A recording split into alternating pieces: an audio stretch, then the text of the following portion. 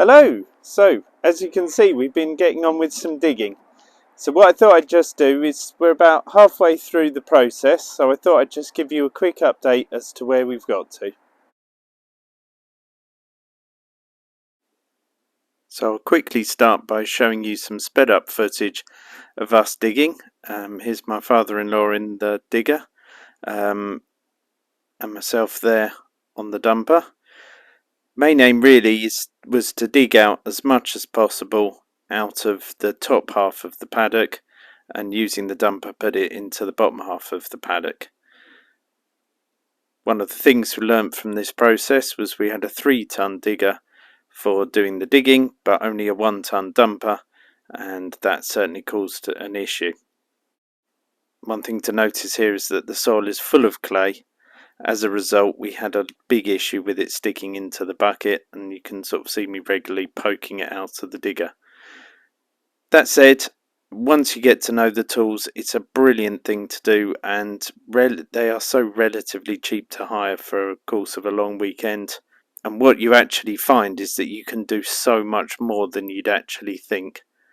All this digging, as I say, was done in a long weekend. So if you're thinking, oh, I could never do this amount of earth movement, really, you'd be amazed what you can achieve at a relatively low cost. I wasn't quite sure the best way to show you what we've done so far.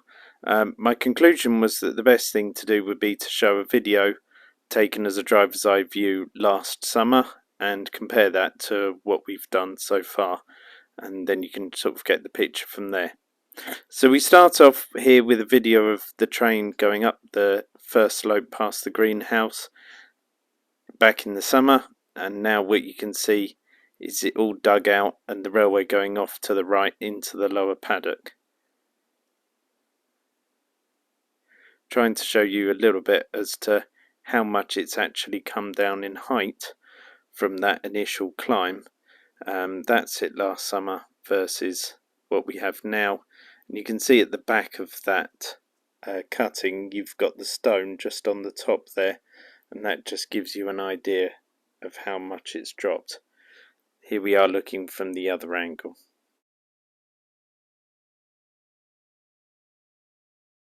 So into the lower paddock now, and you can see that the ground drops away from left to right quite steeply. As a result, basically the whole of the time it's in the lower paddock, this is going to have to be on an embankment. What we're going to do is use all the soil taken out from the cutting at the top and put it into the bottom to build up the embankment. Being that it's clay, that will be very good for the basis of the embankment. Once the embankment's built, we can then put a dip in the middle of the embankment, fill that with hard core and ballast, and that will push out against the sides of the embankment, and the embankment will push in against the ballast, thus working well to create a nice solid embankment and solid track bed. Now where we're looking now, we're starting to go back into the top paddock, and that will be level, and we're actually going to put the level crossing right where that fence is. Now this was the first part of the real headache, which was the climb up from the bottom part of the top paddock right up to the top. We did put this into a cutting, as you'll have seen from previous videos, and here we are going through the cutting, but it was just nowhere near enough. So we really needed to dig down deeper. So now as we come into the top paddock, what you can see is the original route coming round on the higher level, and that was originally up here. So you can see already how far it's dropped. And actually this, we've already worked out, needs to go even further down.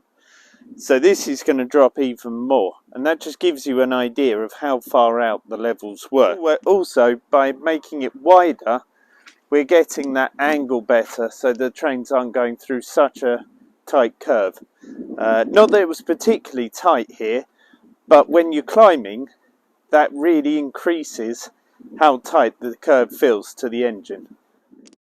So the original railway came up to reach a summit at the top of the paddock.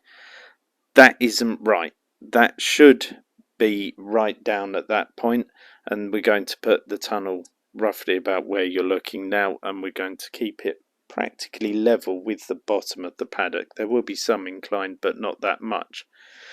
The water is all forming there because the actual slope down from this top part isn't the correct ratio. Normally the water should follow the slope down, and we'll be putting drainage channels in.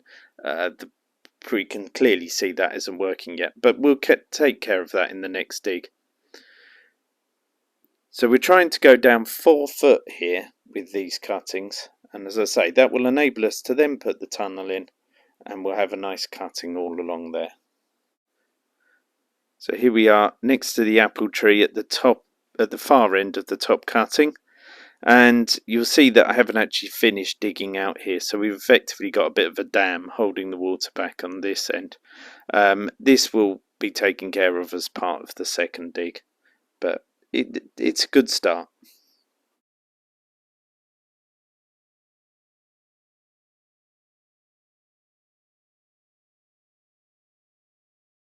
Now we're coming down towards the level crossing, and really this was actually the steepest part of the whole line, so that's going to make a huge difference having that going straight into a cutting there.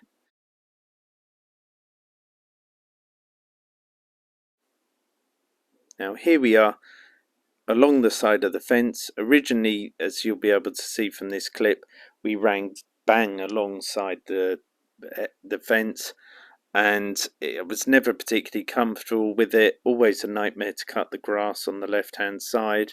Bit of a danger that if someone put their hands out, they might be able to trap them on the posts and the wire. So what I always wanted to do was move the track further away from the fence, and now we've installed a hedge on that left hand side, and we'll be able to put a nice little edge to the grass and put the track over to the far right hand side.